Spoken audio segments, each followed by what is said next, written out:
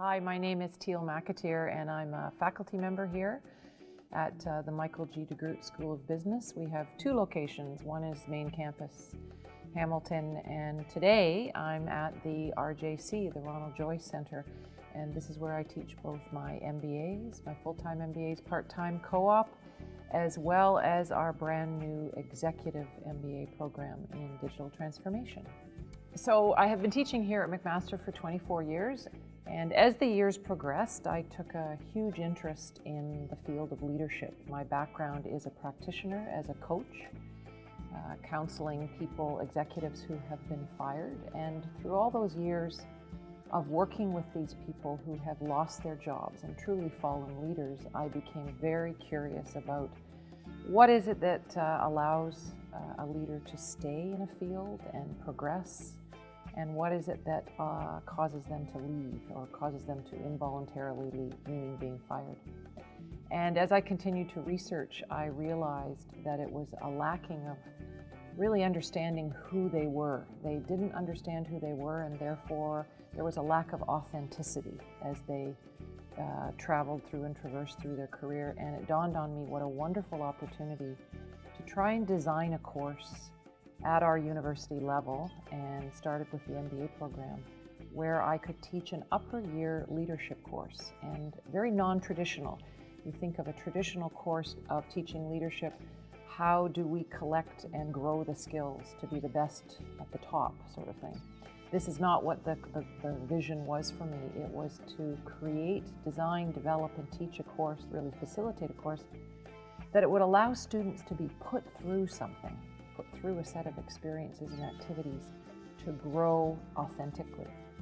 And so I was given permission to teach the course, but this fellowship through the MacPherson Institute, the Teaching and Learning Fellowship, has given me the opportunity to continually design and redesign, as well as I've been collecting data over the years on my students who have been walking through this really new non-traditional leadership course, how to train people to become better leaders in life. And the research funding has allowed me to now go back and look at all the data, all of the journals and the writings from these students. So I have a phenomenal team now of 3 people who are diving into this data, and they're doing qualitative data analysis and coding and seeing and reporting on the incredible themes. With questions answered like, how did the leadership course and the journey that Teal walked beside you through those 12 weeks, how did it impact your life then? How is it impacting your life now, 3, 4, 5 years later? And that's a story that needs to be told. So I'm so excited that the money is going towards researchers who can report on the analyses and conclusions about what we're finding and how to go forward in better designing courses and better training teachers on how to deliver in this new non-traditional way. I think being here 24 years, and I'm not saying I have ever had resistance. No one's ever resisted my unusual ideas, my new ways of teaching. However, over the years, I think it's been, how do you do that, and what is it that you do, and why are you doing that? So I think what's really exciting is, the term evidence-based. I now have enough students out there who are graduates who have gone through this leadership training, who are saying, whoa, has that ever affected my life? I never understood it as much as I do now, Teal, now that I'm a mother, now that I am a leader, an official leader.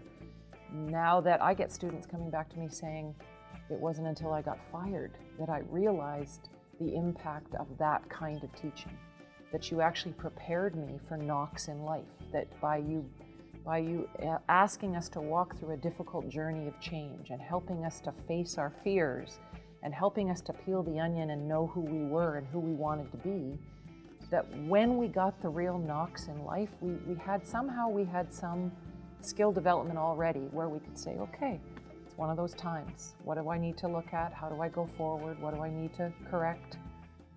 Current state, desired state, magnitude of the gap, close the gap, and measure the change and start again. I mean, I've had students say, I've never forgotten that 4-step process. Where am I now? Where do I want to be?